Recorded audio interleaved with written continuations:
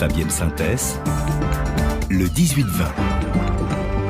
Le monde d'après de Franck Madvon. Franck, hier, pour la première fois depuis l'invasion russe en Ukraine, Xi Jinping et Volodymyr Zelensky se sont parlé.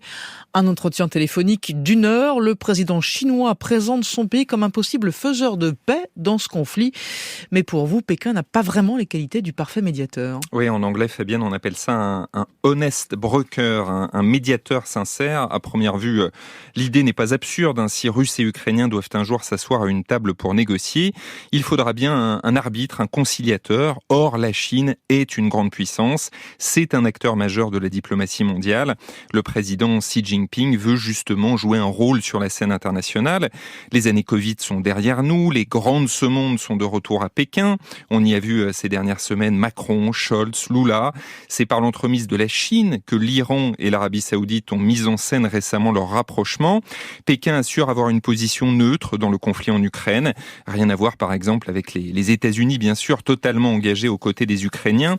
Enfin, la Chine est sans doute le seul pays à avoir une vraie influence sur la Russie, aujourd'hui affaiblie diplomatiquement et isolée face aux sanctions de l'Occident. Mais justement, Franck, la Chine ne dit jamais de mal de la Russie. La Chine n'a jamais condamné l'invasion russe de l'Ukraine et c'est le moment de s'arrêter sur le communiqué de Pékin après le coup de fil hier entre Xi Jinping et Zelensky. Côté chinois, 2 mots ne sont jamais prononcés, Russie et guerre. Pékin se contente de redire que la négociation est la seule issue et que la Chine a toujours été du côté de la paix. Difficile d'en faire moins.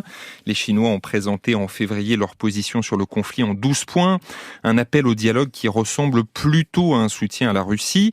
Ils promettent d'envoyer une délégation en Ukraine emmenée par Li Huai, un diplomate expert de l'espace post-soviétique et surtout ancien ambassadeur, en Russie.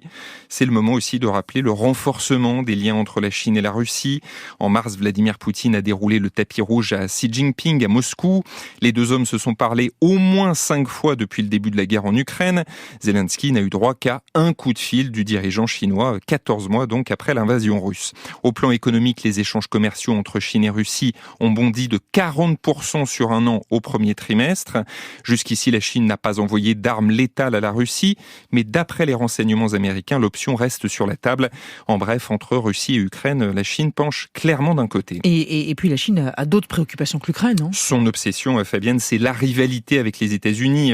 De ce point de vue aussi, la Russie est un allié. Pour Pékin, il faut lutter contre l'impérialisme américain, contre l'influence occidentale.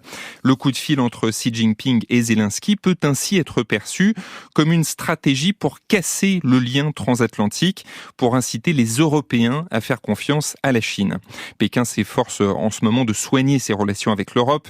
Il faut éteindre la polémique née des propos récents de l'ambassadeur chinois en France qui a nié la souveraineté des anciennes républiques soviétiques. Le diplomate a été rapidement recadré. Non, ce n'est pas la position officielle chinoise.